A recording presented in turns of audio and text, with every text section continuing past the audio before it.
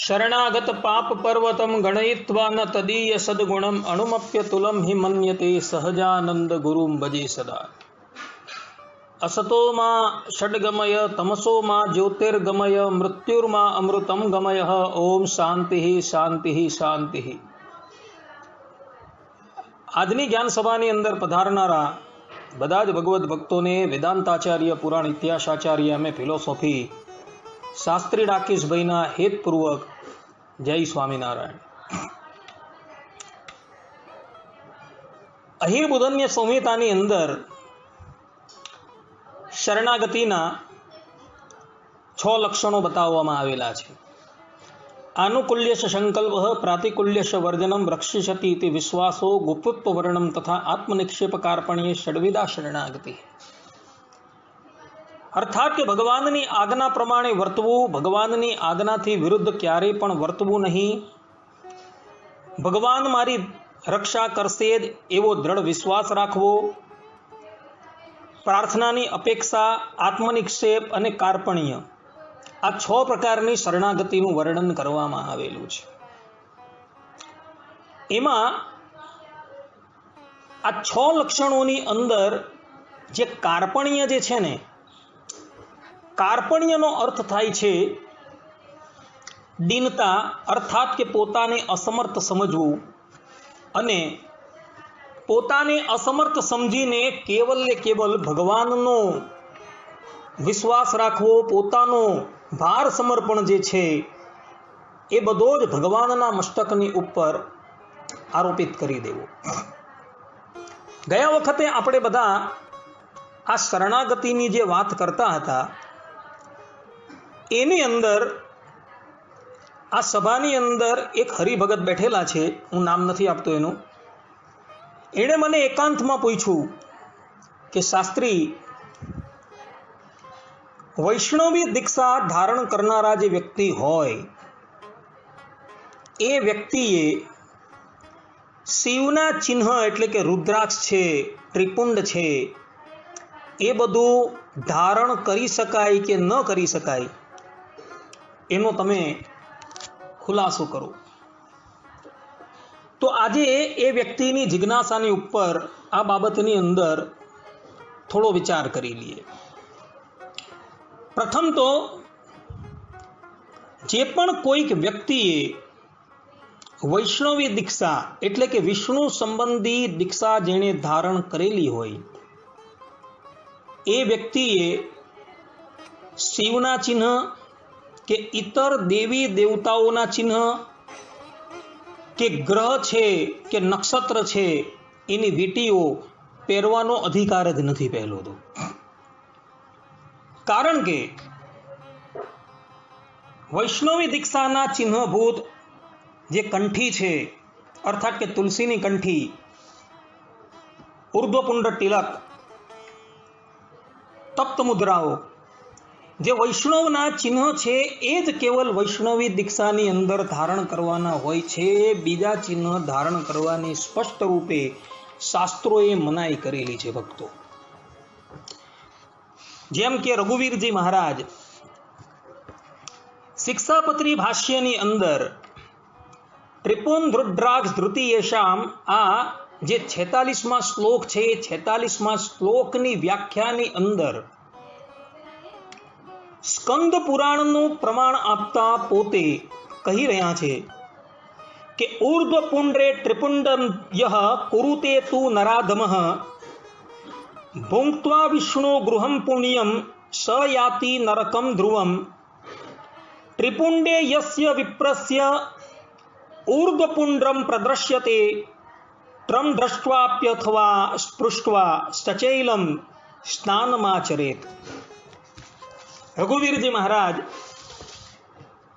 પોતે સ્કંદ પુરાણનું પ્રમાણ આપતા કહી રહ્યા છે કે ઊર્ધ્વપુંડ્રના ઉપર જે ત્રિપુંડ કરે છે તે નરાધમ વિષ્ણુના ઘરને તોડીને ચોક્કસ નરકને પામે છે।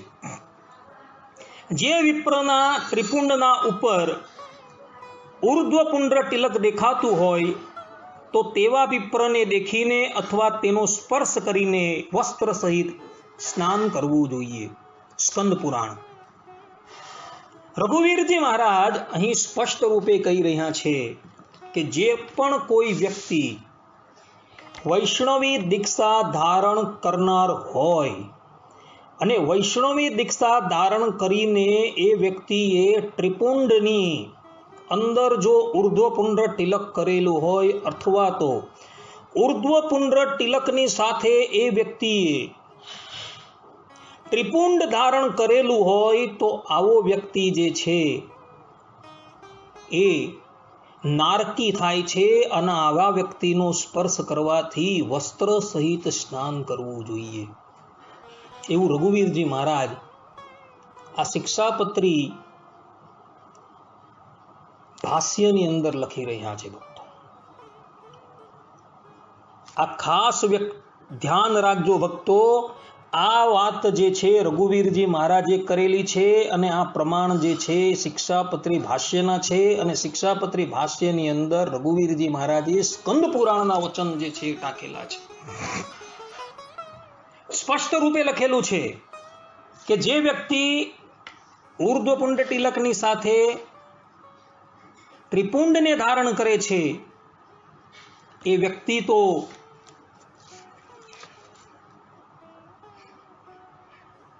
નરકને પામે છે ભક્તો. અને એવા વ્યક્તિને સ્પર્શ કરી દઈએ તો આપણે વસ્ત્ર સહિત સ્નાન કરવું પડે એવું સ્પષ્ટ રૂપે કહે છે. એટલે જે પણ કોઈક વ્યક્તિ વૈષ્ણવી દીક્ષાને ધારણ કરનારો હોય તેણે ક્યારેય પણ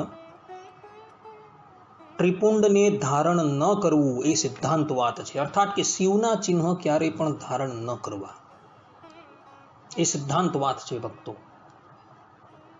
તો કોઈ વ્યક્તિ એવો તર્ક કરે કે હરિલીલામૃતમની અંદર સપ્તમ કળશની અંદર 31મા વિશ્રામની અંદર ભગવાન સ્વામિનારાયણે વૈષ્ણવી દીક્ષા ધારણ કરેલા પોતાના જે સાધુઓ છે તથા સત્સંગીઓ છે તેની પાસે રુદ્રાક્ષને ધારણ કરાવેલો હતો. તો તેનું શું? તો એ વ્યક્તિને કહેવાનું કે ભાઈ તમે આજુબાજુનો સંદર્ભ જુઓ. એ સપ્તમ કળશની અંદર જે 31મો વિશ્રામ છે ને એને આખો વાંચો. એની અંદર સ્પષ્ટ રૂપે લખેલું છે કે એક દિવસ ભગવાન શંકર જે છે એ ભગવાન શ્રી હરિની પાસે પધારે છે અને ત્યાં ભગવાન શંકર ભગવાન શ્રી હરિને કહે છે કે અત્યારના સમયે એટલે કે વિક્રમ સંવત 1869ના સમયે આ ભૂતલની ઉપર કેટલાક આસુરી રાજાઓ છે તથા આસુરી ગુરુઓ છે તથા આસુર મતને આશરેલા કેટલાક ભગવાધારીઓ છે એ તમારા સંતોને બહુ પીડા આપે છે, તમારા હરિભક્તોને બહુ પીડા આપે છે. એટલે આ વખતે હું વરસાદનું એક પણ ટીપું વરસાવવાનું નથી, મારે અકાલ પાળવો છે. તો આ અકાલની અંદર તમારા સાધુઓ અને હરિભક્તોની પાસે મારા રુદ્રાક્ષના મણકાને ધારણ કરાવો, જેથી કરીને હું એ લોકોને ઓળખી શકું કે આ તમારો આશ્રિત છે અને તમારો આશ્રિત હોવાથી હું એને ક્યારેય પણ પીડા ન આપીશ. આટલું કહીને ભગવાન શંકર ચાલ્યા જાય છે અને પછી ભગવાન સ્વામિનારાયણ પોતાના બધા જ આશ્રિતોને બોલાવે છે, સંતોને બોલાવે છે અને એક એક રુદ્રાક્ષનો મણકો જે છે એ લોકોને આપે છે અને એને કહે છે કે આને તમે ધારણ કરી રાખજો. આ પ્રમાણે ભગવાન શંકર કહીને ગયા હોવાથી ભગવાન શ્રી હરિએ પોતાના આશ્રિતોને તે સમયની અંદર રુદ્રાક્ષનો મણકો ધારણ કરવા આપેલો હતો ભક્તો. અને કાળ પૂર્ણ થઈ ગયો પછી એ રુદ્રાક્ષનો મણકો જે છે એ કડાવી પણ નાખેલો હતો. એ રુદ્રાક્ષનો એક મણકો જે છે ને ભુજ નગરની અંદર ભુજ મંદિરમાં આવેલા મ્યુઝિયમની અંદર તમને જોવા પણ મળશે. ત્યાં જઈને જોજો તમે. કહેવાનું તાત્પર્ય એ છે કે ભગવાન શંકરે કહ્યું હતું એટલે માટે ભગવાન સ્વામિનારાયણે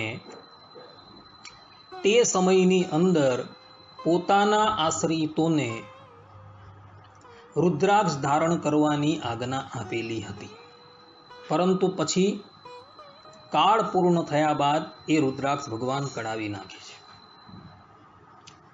કહેવાનું તાત્પર્ય એ છે કે સત્સંગી જે છે અર્થાત કે વૈષ્ણવી દીક્ષા ધારણ કરનારા જે પણ કોઈક છે તેણે વૈષ્ણવી દીક્ષાના અંગભૂત ઉર્ધ્વપુંડ તિલક, તુલસીની બેવડી કંઠી એના સિવાય બીજી કોઈ પણ વસ્તુ ધારણ કરવાની સ્પષ્ટ રૂપે મનાઈ છે. ઇતર દેવી દેવતાઓના ચિહ્ન તો ધારણ કરવાની જ મનાઈ કરેલી છે. તો કોઈ વ્યક્તિ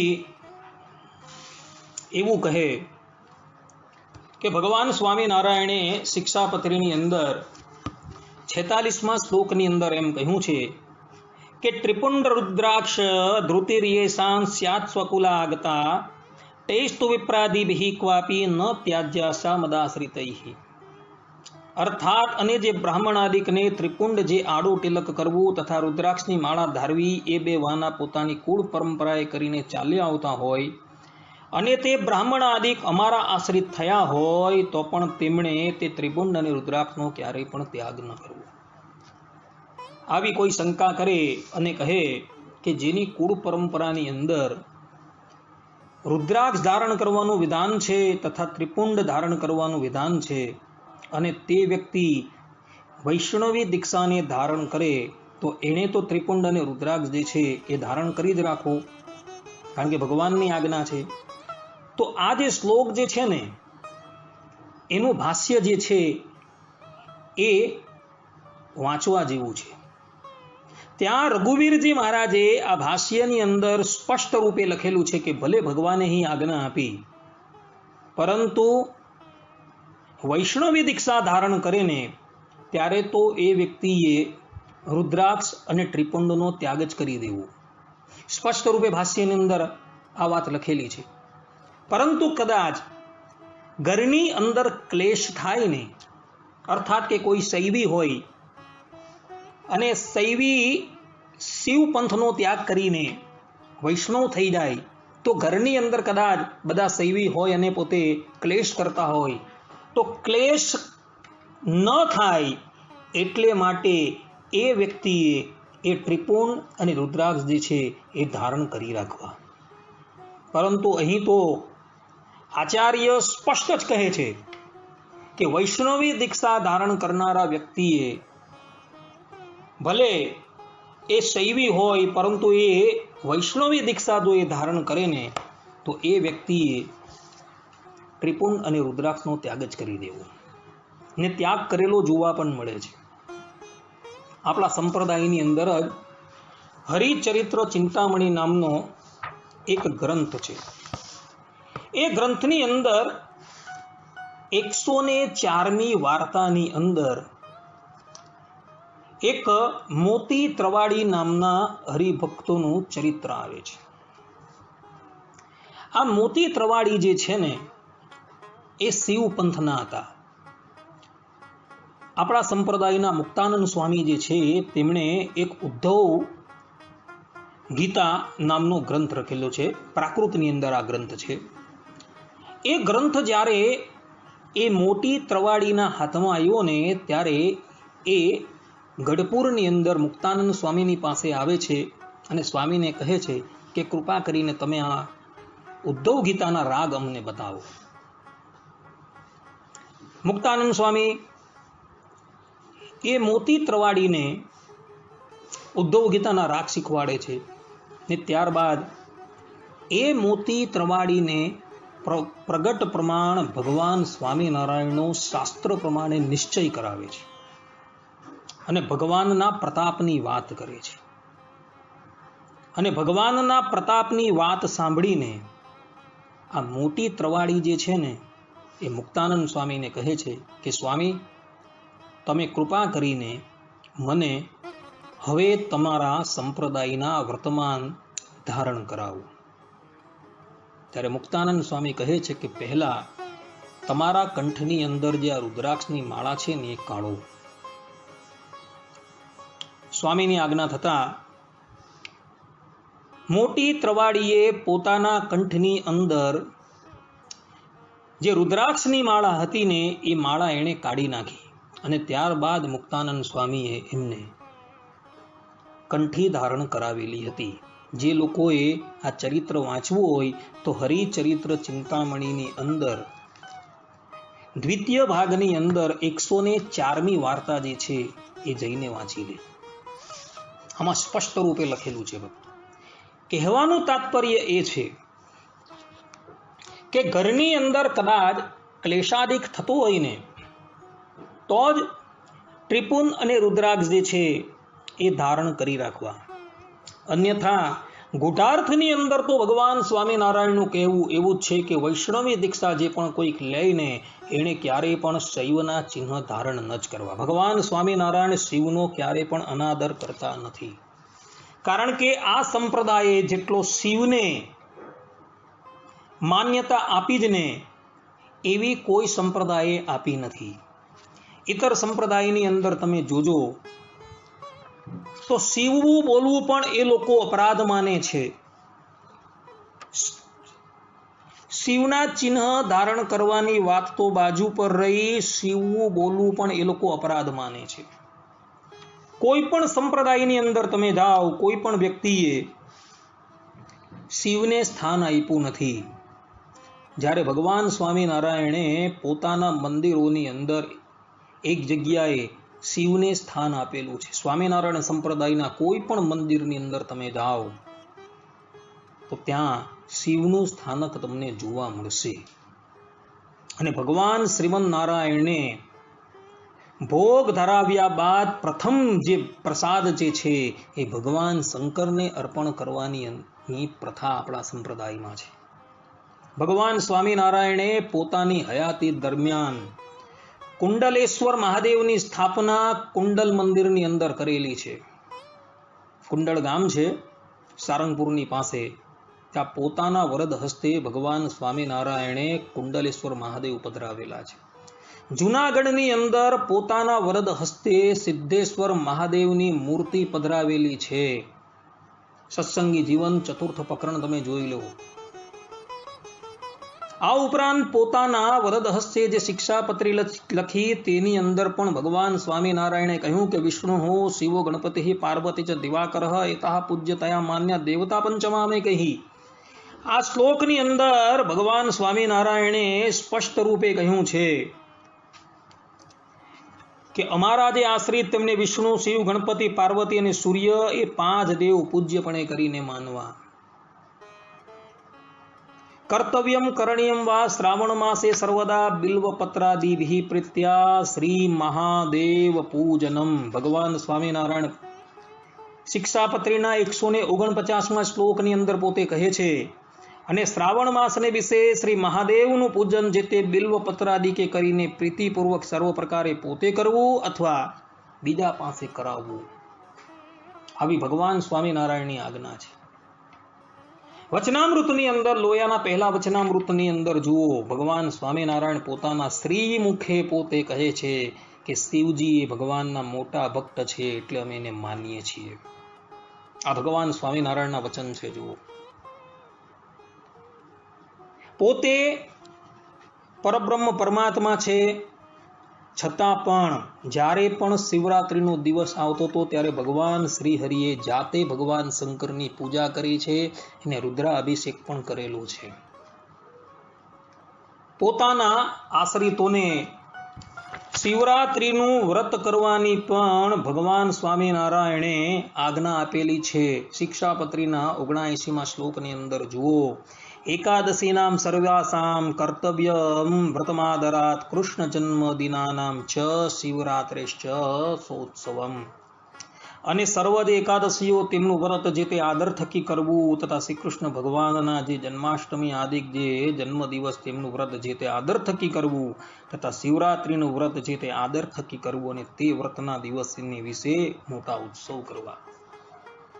આ પ્રમાણે ભગવાન સ્વામિનારાયણે પોતાના આશ્રિતોને શિવરાત્રિનું વ્રત કરવાની પણ આજ્ઞા આપી છે. અને આની ટીકાની અંદર એટલે કે આ શિક્ષાપત્રીની અર્થદીપિકા ટીકાની અંદર સતાનંદ સ્વામી પોતે પાંચરાત્ર શાસ્ત્રોનું પ્રમાણ આપતા કહે છે કે જે વર્ષભરની 24 એકાદશી, શિવરાત્રી, વામન દ્વાદશી, કૃષ્ણ જન્માષ્ટમી, નરસિંહ જયંતિ અને રામનવમી જે કરે છે ને એ જ વાસ્તવની અંદર વૈષ્ણવ છે. પંચરાત્ર શાસ્ત્રોનું પ્રમાણ છે. એટલે ઉદ્ધવ સંપ્રદાય અર્થાત કે સ્વામિનારાયણ સંપ્રદાયે શિવનો નિષેધ નથી કર્યો કોઈ દિવસ, પરંતુ શિવને જેટલું ઉદ્ધવ સંપ્રદાયે સ્થાન આપ્યું છે ઇતર કોઈ સંપ્રદાય નથી આપ્યું. પરંતુ દીક્ષાનો પ્રસંગ છે તો વૈષ્ણવી દીક્ષાથી સર્વશ્રેષ્ઠ દીક્ષા કોઈ ન હોવાથી સ્વામિનારાયણ સંપ્રદાયે કેવલ વૈષ્ણવી દીક્ષા જ ગ્રહણ કરવાની પોતાના આશ્રિતોને આજ્ઞા કરી છે. અને શિવના ચિહ્ન ધારણ કરવાની સ્પષ્ટ રૂપે મનાય છે. કારણ કે સ્કંદ પુરાણ સંપૂર્ણ ભગવાન શંકરના જ પુત્ર એવા કાર્તિકેય ઋષિએ કહ્યું છે. એ સ્કંદ પુરાણની અંદર સ્કંદે જ સ્પષ્ટ રૂપે ત્રિપુંડની સાથે ઉર્ધ્વપુંડ તિલક કરવાની મનાઈ કરેલી છે. અને આ પક્ષ જે છે એ ઉદ્ધવ સંપ્રદાયે ગ્રહણ કરેલો હોવાથી વૈષ્ણવી દીક્ષા ધારણ કરનારા કોઈ પણ વ્યક્તિએ ન તો રુદ્રાક્ષ ધારણ કરી શકાય કે ન તો ક્યારેય ત્રિપુંડ ધારણ કરી શકાય. આ સિદ્ધાંત વાત છે. આવું હોવા છતાં કેટલાક મોટા વ્યક્તિઓ, મઠાધીશો યા ઉદ્ધવ સંપ્રદાયની અંદર પોતે રહેલા છે, છતાં પણ તે લોકો ઘણી વખત પોતાના ગળાની અંદર રુદ્રાક્ષ ધારણ કરતા જોવા મળે છે. કંઠની અંદર પણ રુદ્રાક્ષ ધારણ કરીને ફરતા જોવા મળે છે. તે લોકોએ આ જે રઘુવીરજી મહારાજના ભાષ્યના જે શ્લોકો જે છે એ અવશ્ય વાંચવા યોગ્ય છે, અવલોકન કરવા યોગ્ય છે. આચાર્ય શ્રીએ સ્પષ્ટ રૂપે ના પાડી છે કે શિવના ચિહ્ન જે પણ કોઈક લોકો ધારણ કરે ને અને એવા વ્યક્તિ અર્થાત કે વૈષ્ણવી દીક્ષા ધારણ કરનારો વ્યક્તિ શિવના ચિહ્ન ધારણ કરીને ફરતો હોય ને સાથે, તો એવા વ્યક્તિને સ્પર્શ કરવાથી પણ આપણે વસ્ત્ર સહિત સ્નાન કરી લેવું એવી આજ્ઞા કરેલી છે. માટે ક્યારેય પણ વૈષ્ણવી દીક્ષા ધારણ કરનારાએ શિવના ચિહ્ન ધારણ ન જ કરવા. આપણા સંપ્રદાયની અંદર રોજકાના કાકાભાઈ જે આપણા સંપ્રદાયમાં એક પ્રતિષ્ઠિત ગ્રસ્ત તરીકે હતા અને પોતે રોજકા ગામના રાજા હતા. વચનામૃત જેવા તત્વજ્ઞાનના ગ્રંથની અંદર પ્રથમના 70મા વચનામૃતની અંદર પણ એમણે પ્રશ્ન કરેલા જોવા મળે છે. એક દિવસની વાત છે, રોજગાના કાકાભાઈ એકાંતિક ભાવે ભગવાન સ્વામિનારાયણનું ભજન કરતા હતા, પરંતુ એમના પત્નીને ભગવાનનો નિશ્ચય ન હતો.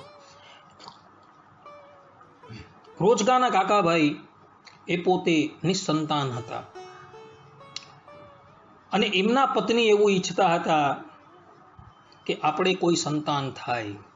એક દિવસ એક જ્યોતિષી પોતાના ઘરે આવે છે અને એ જ્યોતિષી આવીને એને કહે છે એના પત્નીને કે તમે અને તમારા જે પતિ છે એ જો સોમનાથની યાત્રા કરે ને તો તમારા ઘરે પારણું ઝૂલે એમ છે. કાકાભાઈના પત્નીએ કાકાભાઈને વાત કરી. કાકાભાઈએ તો પ્રથમ ના પાડી, પરંતુ જ્યારે અતિશય દબાણ કર્યું એટલે કાકાભાઈ સોમનાથ જવા માટે તૈયાર થયા અને સોમનાથ ગયા. ત્યાં જઈને ભગવાનનો અભિષેક કર્યો, સેવા કરી, તીર્થની અંદર જે કરવાનો વિધિ છે એ બધો કર્યો. અને પછી ત્યાંથી એ પાછા આવતા હતા ને ત્યારે માર્ગની અંદર ગઢપુર પડતું હતું. એટલે કાકાભાઈએ પોતાના પત્નીને કહ્યું કે ભગવાન શ્રી હરિ અત્યારે ગઢપુરમાં જ બિરાજે છે, તો આપણે દર્શન કરતા જઈએ. આ બાજુ સંતોને, હરિભક્તોને અને ભગવાન શ્રી હરિને પણ ખબર પડી ગઈ હતી કે કાકાભાઈ જે છે એ સોમનાથ ગયા હતા. શા માટે? કે એમના પત્નીને પુત્ર નથી અને પુત્રની ઈચ્છાથી એ સોમનાથ ગયા હતા. પછી સભાની અંદર આવ્યા ને ત્યારે સુરા ખાચર આદિક ભગવદ ભક્તોએ મર્મની અંદર એની હાંસી ઉડાવેલી હતી. અદ્ભુતાનંદ સ્વામીની વાર્તા 219ની અંદર એનો પ્રસંગ જોવા મળે છે. અદ્ભુતાનંદ સ્વામીની વાર્તા જૂની આવૃત્તિ જે છે તેની 219મા નંબરની વાર્તામાં આ પ્રસંગ આખો નોંધાયેલો છે. ને જ્યારે સભાની અંદર આવી રીતના હાંસી ઉડાવાય ને ત્યારે એ નીચું જોઈ ગયા હતા. કહેવાનું તાત્પર્ય એ છે, ભગવાન સ્વામિનારાયણ વચનામૃતમાં કહે છે કે એવા એ ભક્તને એટલે કે સકામ ભક્તને કોઈ પણ વસ્તુની ઈચ્છા હોય ને તો એ કેવલ ને કેવલ પોતાના સ્વામીની પાસે માગે, બીજા કોઈની પાસે માગે નહીં. છતાં પણ સ્ત્રી હટને કારણે કાકાબાઈ જે છે એ સોમનાથ જવા માટે તૈયાર થયા હતા અને હાંસીનું પાત્ર બનેલા હતા. સકામ ભાવે જો ઉપાસના કરતા હોવ અને પોતે કોઈ પણ વસ્તુની ઈચ્છા હોય ને તો પોતાના જે આરાધ્ય દેવ જે છે ને તેની પાસેથી એ વસ્તુ મેળવવાનો પ્રયાસ કરવો, બીજા કોઈની પાસે મેળવવાની ઈચ્છા પણ ન રાખવી. કારણ કે બીજા કોઈની પાસે જો આપણે એ વસ્તુ મેળવવાની ઈચ્છા કરીએ ને તો ત્યાં અન્યાશ્રય થઈ જાય. અને નારદ ભક્તિ સૂત્રની અંદર નારદજી પોતે કહી રહ્યા છે કે અન્યાશ્રયાણામ ત્યાજ્યો અનન્યાશ્રય, કે અન્યાશ્રયનો ત્યાગ કરો અને અનન્ય રૂપે ભગવાનનું ભજન કરો. કારણ કે ભગવાન શ્રીમદ નારાયણને અન્યાશ્રય ક્યારેય પણ પ્રિય નથી. આ સંબંધની અંદર દ્રૌપદીજીનું દ્રષ્ટાંત જે છે, આ ઉપરાંત ગજેન્દ્રનું દ્રષ્ટાંત જે છે એ દીવા દાંડી રૂપ છે. જ્યાં લગીન આ બંનેઓને પોતાના સંબંધીઓની ઉપર, પોતાના બાહુબળની ઉપર વિશ્વાસ હતો ને ત્યાં લગીન ભગવાન પધાર્યા નથી. પરંતુ જ્યારે બધી જ આશાઓથી એ નિવૃત્ત થયા, પોતાના બાહુબળથી પણ જ્યારે નિવૃત્ત થયા અને એકાંતિક ભાવે ભગવાનના શરણમાં ગયા ને ત્યારે ભગવાન શ્રી હરિ એ લોકોની સહાયતા કરવા માટે પધારેલા હતા. માટે અનન્ય રૂપે એ પરબ્રહ્મ પરમાત્માનું ભજન કરવાનું છે ભક્તો. ઇતર સંપૂર્ણ જે વ્યક્તિઓ છે એ બધાનો જ આશરો જે છે એને છોડી દેવાનો છે. કારણ કે ઉપનિષદોની અંદર લખેલું છે કે એ પરબ્રહ્મ પરમાત્મા જે છે તેણે આપેલા ઐશ્વર્યથી બહુબ્રહ્માદિક દેવતાઓ જે છે એ સૃષ્ટિની ઉત્પત્તિ કરે છે અને સ્થિતિ અને પાલન કરી રહ્યા છે તથા સંહાર કરી રહ્યા છે. એ ભગવાનનું આપેલું ઐશ્વર્ય છે. જે લોકો ભગવાનને ત્યાગ કરીને ઇતર દેવી દેવતાઓ પાસેથી કંઈ પણ વસ્તુ માંગવા જાય છે એ લોકો સ્પષ્ટ રૂપે અન્યાશ્રય કરી રહ્યા છે. જે લોકો વૈષ્ણવી દીક્ષાના ચિહ્ન જે છે તેની અવહેલના કરી અથવા તો એ ચિહ્ન છે એ ધારણ કરતા થકા ઇતર દેવી દેવતાઓના ચિહ્ન ધારણ કરે છે, ગ્રહની વીંટીઓ પહેરે છે, તેવા લોકો સ્પષ્ટ રૂપે અન્યાશ્રય કરતા જોવા મળે છે. કારણ કે પરબ્રહ્મ પરમાત્માએ આપેલા ઐશ્વર્યથી જ આ બધા દેવી દેવતાઓ જે છે એ ઐશ્વર્યવાન થયા છે. તો જ્યારે આપણે અસીમના શરણની અંદર જે ગયા છીએ તો પછી સસીમને શા માટે પકડવા જોઈએ?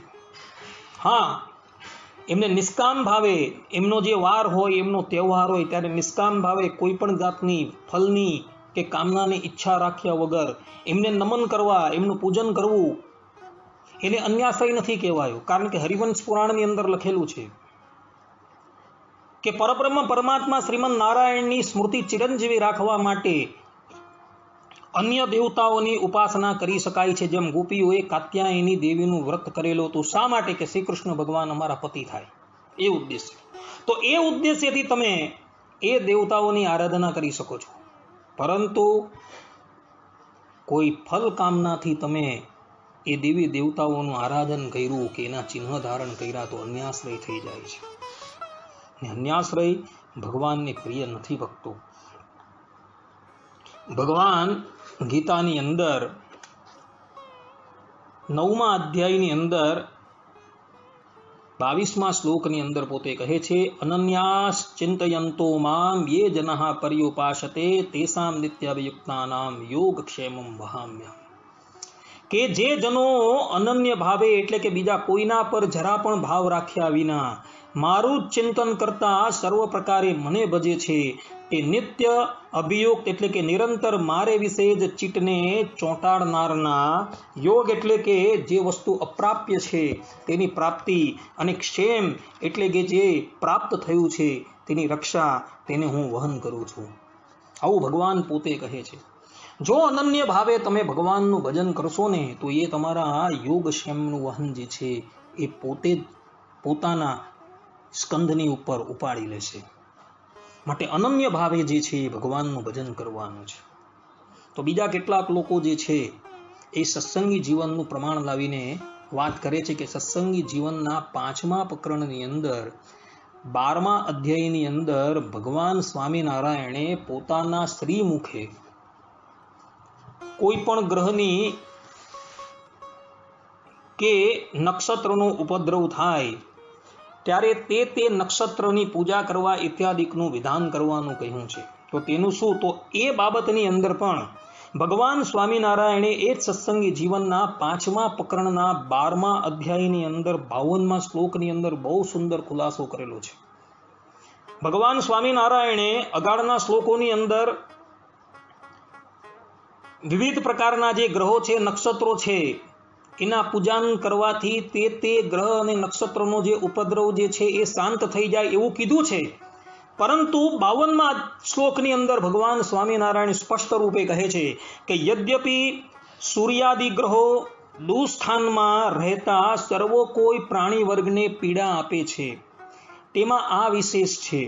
જેઓ સદા દેવ બ્રાહ્મણોના વંદન પર હોય, ગુરુ વચનના પ્રતિપાલન પર હોય, પ્રતિદિન સાધુ સંસેવનમ સત્શાસ્ત્ર સંશીલન પર હોય, હોમ દાન પરાયણ હોય, યજ્ઞ દર્શનમાં જ એક તત્પર હોય, ઈર્ષ્યા દ્વેષાદિ ચિત્ત દોષોએ રહિત હોય અને ગાયત્રી આદિક મંત્રોના જપ પરાયણ હોય, તેઓને સ્થાન દોષ છતાં પણ આ ગ્રહો પુરુષને ક્યારેય પણ પીડતા નથી. ભગવાન સ્વામિનારાયણે સ્પષ્ટ રૂપે અહીં ખુલાસો કરી દીધો છે કે જે લોકો અર્થાત કે જેનું જીવન સદાચારમય હોય, જે ગાયોનો આદર કરતા હોય, બ્રાહ્મણોનો આદર કરતા હોય, ગુરુનો આદર કરતા હોય, સત્શાસ્ત્રના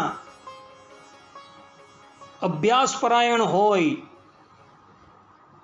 દેવતાઓ છે, ગુરુ છે ઇત્યાદિકના વંદન પરાયણ હોય, યજ્ઞ પરાયણ હોય, દેવ દર્શનની અંદર જેને શ્રદ્ધા હોય, વિશ્વાસ હોય, એવા વ્યક્તિને ક્યારેય પણ આ ગ્રહ કે નક્ષત્રો જે છે ને એ પીડા પમાડી શકતા જ નથી. અને આ જ વાતનું સમર્થન ભગવાન કૃષ્ણ દ્વૈપાયને મહાભારતની અંદર વન પર્વની અંદર કાર્તિકેયજીનું જે ચરિત્ર આવે છે તેની અંદર પણ કરેલું છે.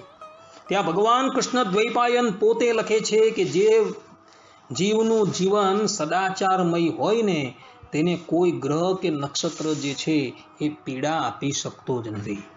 અરે જે લોકો કૃષ્ણ ગ્રહથી ગ્રસ્ત થઈ ગયેલા હોય તેને ક્યારેય પણ કોઈ ગ્રહ પીડા આપી જ ન શકે. આપણે બધા કૃષ્ણ ગ્રહ એટલે શ્રી કૃષ્ણ ભગવાનના અનુગ્રહથી આપણે જીવીએ છીએ.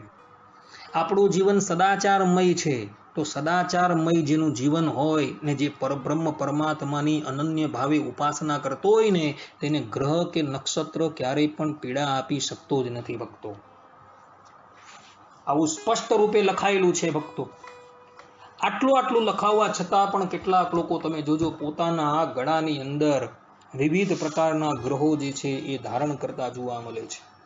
કેટલાક લોકો પોતાના હસ્તની અંદર ગ્રહની વિવિધ પ્રકારની વીંટીઓ જે છે એ ધારણ કરેલા જોવા મળે છે ભક્તો. આ બધું શું છે? આ બધું અન્યાશ્રયને સૂચવનારું છે ભક્તો. જે પરબ્રહ્મ પરમાત્મા શ્રીમન નારાયણના અનુગ્રહથી યુક્ત હોય ને એ લોકોને ક્યારેય પણ કોઈ ગ્રહ કે કોઈ નક્ષત્ર જે છે એ પીડા પહોંચાડી શકતો જ નથી. ભગવાન સ્વામિનારાયણ પ્રથમના 37મા વચનામૃતમાં આ વાત કહી રહ્યા છે. અને એને માટે કાળ, કર્મ અને માયા તેનો હુકમ નથી.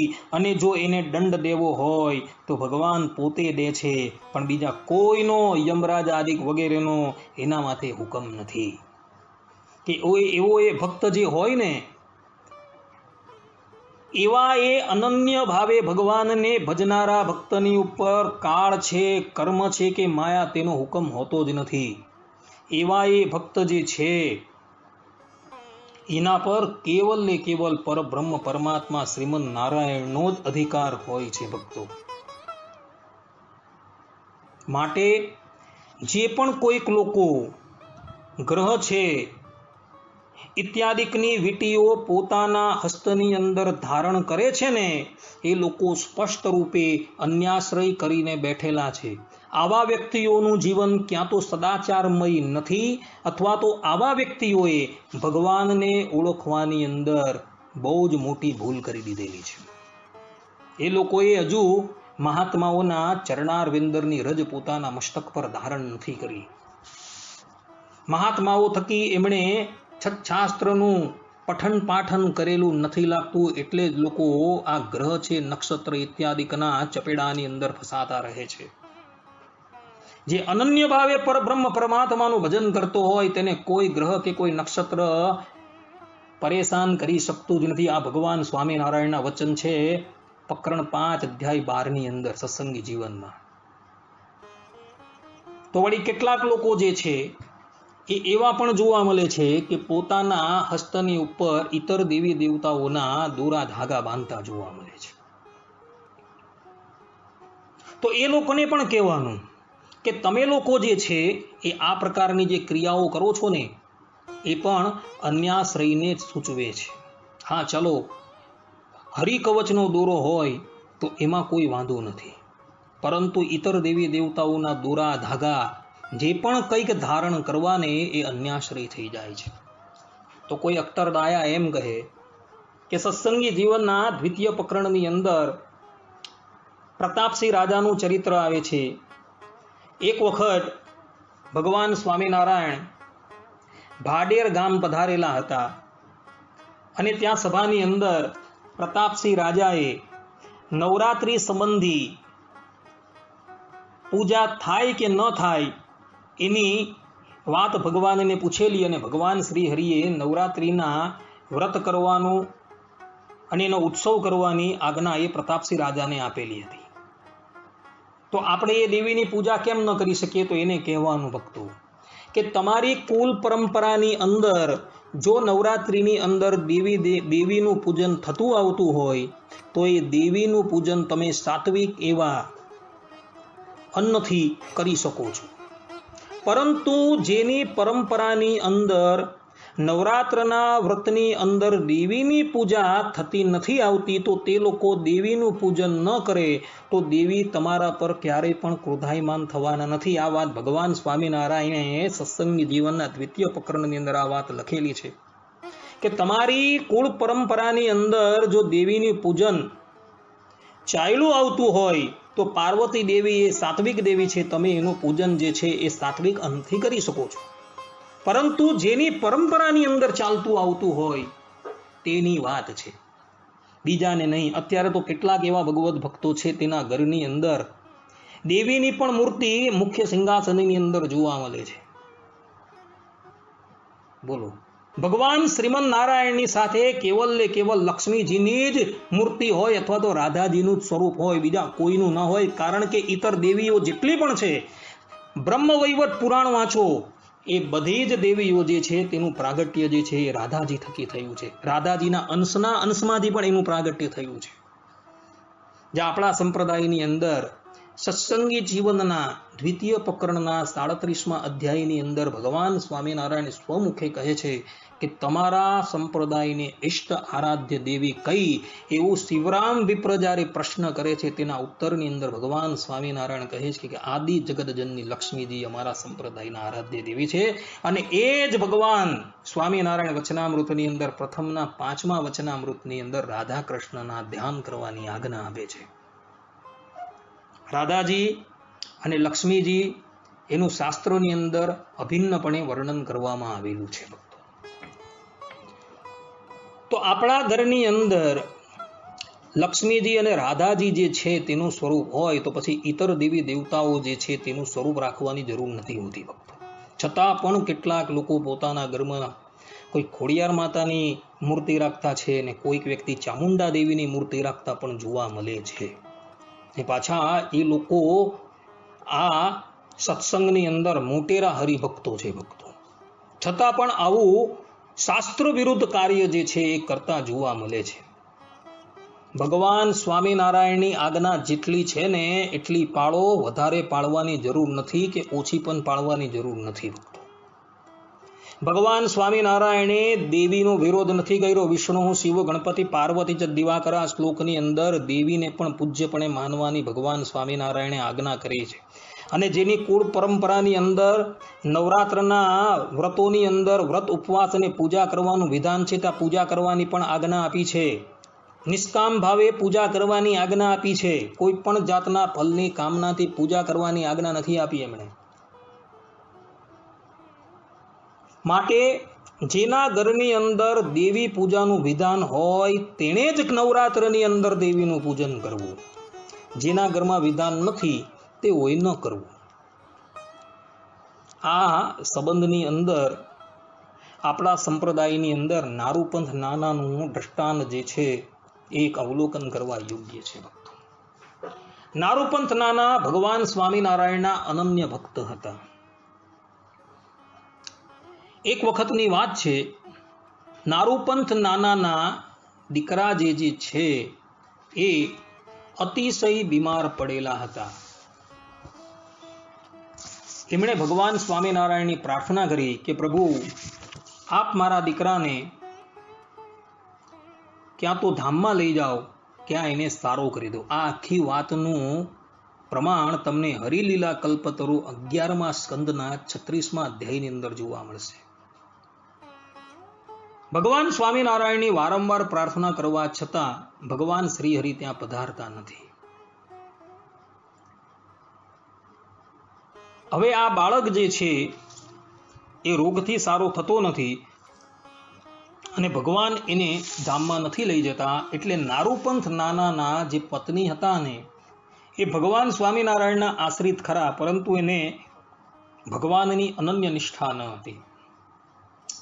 તો એક દિવસ કોઈ દેવીનો દોરો ધાગો કરીને એ લાવી અને એણે છોકરાને પહેરાવી દીધો. હવે એવા જ સમયની અંદર ભગવાન સ્વામિનારાયણ એને લેવા માટે આવેલા હતા ને જ્યાં એના ગળાની અંદર ઇતર દેવીનો જ્યાં દોરો જોયો ને એટલે ભગવાન સ્વામિનારાયણ ત્યાંથી ચાલ્યા ગયા. અને બીજે દિવસે સ્વપ્નની અંદર નારૂપંથ નાનાને દર્શન આપીને કહે છે કે હું તો તારા દીકરાને મારા ધામમાં લઈ જવા માટે જ આવેલો હતો, પરંતુ જો તારા પત્નીએ એના ગળાની અંદર દેવીનો દોરો બાંધેલો છે, એ દોરો કઢાવ. નારૂપંથ નાના સ્વપ્નમાંથી જાગ્રત અવસ્થામાં આવે છે ને દોડતા દોડતા જાય છે અને બાળકના ગળાની અંદર જે દેવીનો દોરો બાંધેલો હતો એને કઢાવી નાખે છે અને પોતાના પત્નીને ખૂબ ઠપકો આપે છે. પછી એમ કહેવાય છે કે ભગવાન સ્વામિનારાયણ આવ્યા અને એને પોતાના ધામમાં લઈ ગયા. અહીં પણ તમે જુઓ, આપણા સંપ્રદાયની વાત છે. નારૂપંથ નાનાના પત્નીએ અન્યાશ્રય કર્યો, ઈષ્ટદેવ ભગવાન સ્વામિનારાયણને મૂકી દીધા અને બીજા દેવી દેવતાઓની ઉપર વિશ્વાસ રાખીને એનો દોરો ધાગો લાવીને પોતાના દીકરાના ગળાની અંદર પહેરાવ્યો. તો ભગવાન એના દીકરાને લેવા માટે આવેલા હતા તે પણ પાછા ચાલ્યા ગયા. માટે આપણે વૈષ્ણવ સંપ્રદાયના છીએ. આપણી પરંપરા શ્રીમદ નારાયણથી પ્રારંભ થાય છે અને મધ્યની અંદર રામાનુજાચાર્ય જે આપણા ગુરુ છે ને એ દીક્ષાનો ક્રમ, એ ભગવત સ્વરૂપનું જ્ઞાન આપણે ક્રમ પરંપરાગત આપણા આચાર્યની પાસે સ્થિર છે અત્યારે. અને આચાર્ય થકી આપણે દીક્ષા ગ્રહણ કરેલી છે વૈષ્ણવી દીક્ષા. તો વૈષ્ણવી દીક્ષા ધારણ કરનારા જે હોય તેણે ઇતર દેવી દેવતાઓને ક્યારેય પણ ભજવા નહીં, અર્થાત કે એના ચિહ્ન ક્યારેય પણ પોતાના કંઠની અંદર, પોતાના શરીરની ઉપર ધારણ ન જ કરવા. પરબ્રહ્મ પરમાત્મા આપણે એ શ્રીમદ નારાયણના આશ્રિત છે, તો શ્રીમદ નારાયણના ચિહ્ન આપણે ધારણ કરવા, બીજાના નહીં. કા પૂર્ણ રૂપે તમે શ્રીમદ નારાયણના થઈ જાઓ, કે પૂર્ણ રૂપે તમે શિવના થઈ જાઓ. એ જ પ્રમાણે જે વ્યક્તિ શિવની દીક્ષા ધારણ કરેલી હોય, કરનાર હોય, તો એણે પણ શ્રીમન નારાયણના ચિહ્ન પોતાના શરીરની ઉપર ક્યારેય પણ ધારણ ન જ કરવા.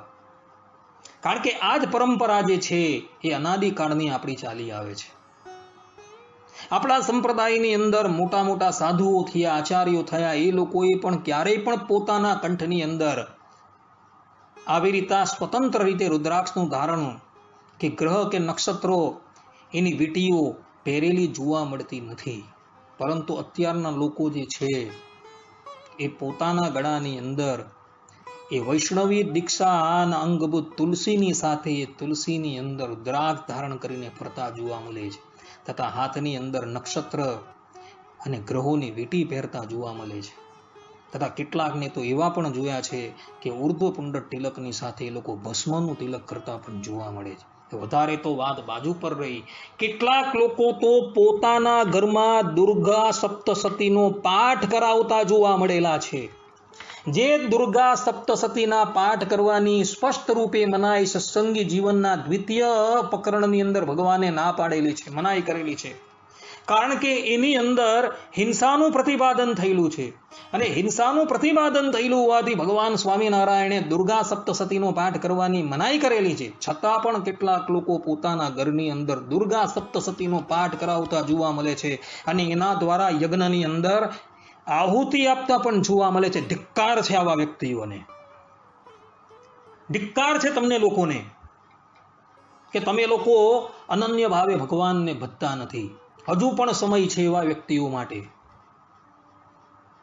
કે વૈષ્ણવી દીક્ષાની સાથે જે પણ કોઈક તમે શિવની દીક્ષાના જે ચિહ્ન ધારણ કરો છો એને કાઢી નાખો. દુર્ગ સપ્તસતી આદિ જે દુર્ગાના મંત્રો જે છે એના પાઠ કરાવો છે એ બંધ કરો. અન્યથા ભગવાન શ્રી હરિ ક્યારેય પણ તમારા પર રાજી ન થાય, તમારા પર પ્રસન્ન ન થશે. હજુ પણ સમય છે, ચેતી જજો ભક્તો. વૈષ્ણવી દીક્ષાની સાથે ક્યારેય પણ શિવના ચિહ્ન કે શક્તિના ચિહ્ન કે ઇતર કોઈ પણ દેવી દેવતાના ચિહ્ન ધારણ ન કરતા. આપણે ક્યારેય પણ કોઈ દેવી દેવતાઓનો વિરોધ નથી કર્યો. દેવા નારાયણ અંગજા શ્રીમદ ભાગવતના પ્રથમ સ્કંદમાં લખેલું છે કે દેવતાઓ શ્રીમદ નારાયણનું જ અંગ છે. પરંતુ આપણે એ અંગીની પૂજા કરવાની છે, અંગીનું ભજન કરવાનું છે, અંગનું ભજન નથી કરવાનું, અને અંગીને માનવાના છે. અને જ્યારે એ દેવી દેવતાઓનો દિવસ આવે ત્યારે પ્રેમથી એ લોકોની પૂજા કરવી, પણ ભાવના એ જ રાખવી કે મારા ઈષ્ટદેવ ભગવાન શ્રી હરિની આજ્ઞા છે એટલે હું પૂજન કરું છું. ને એના અંતર્યામી પણ એ પરબ્રહ્મ પરમાત્મા મારા આરાધ્ય દેવ જ બિરાજમાન છે. જેમ ભરત રાજા હતા, શ્રીમદ ભાગવતના રાજર્ષિ ભરત પંચમ સ્કંદની અંદર એનું આખ્યાન આવે છે. કહેવાય છે કે જ્યારે એ યજ્ઞની અંદર ઇન્દ્રની આહુતિ આપતા હતા ત્યારે મનોમન વિચાર કરતા હતા કે હું ભગવાનના બાહુનું પૂજન કરું છું. ને આવું જ એક પ્રમાણ જે છે વાસુદેવ મહાત્મયની અંદર આવે છે, જ્યાં ઉપરીચર વસુ રાજા એ પણ જ્યારે યજ્ઞની અંદર ઇન્દ્રાદિક દેવતાઓની આહુતિ આપતો હતો ત્યારે એમ જ વિચારતો હતો કે હું ભગવાન શ્રી હરિના બાહુનું પૂજન કરું છું. સૂર્યની કે ચંદ્રની આહુતિ આપતો હતો ત્યારે મનની અંદર એમ વિચાર કરતો હતો કે હું ભગવાનના નેત્રોનું પૂજન કરું છું. ભગવાન શંકરની આહુતિ આપતો હતો ત્યારે મનોમન વિચાર કરતો હતો કે હું ભગવાનના આત્માનું પૂજન કરી રહ્યો છું.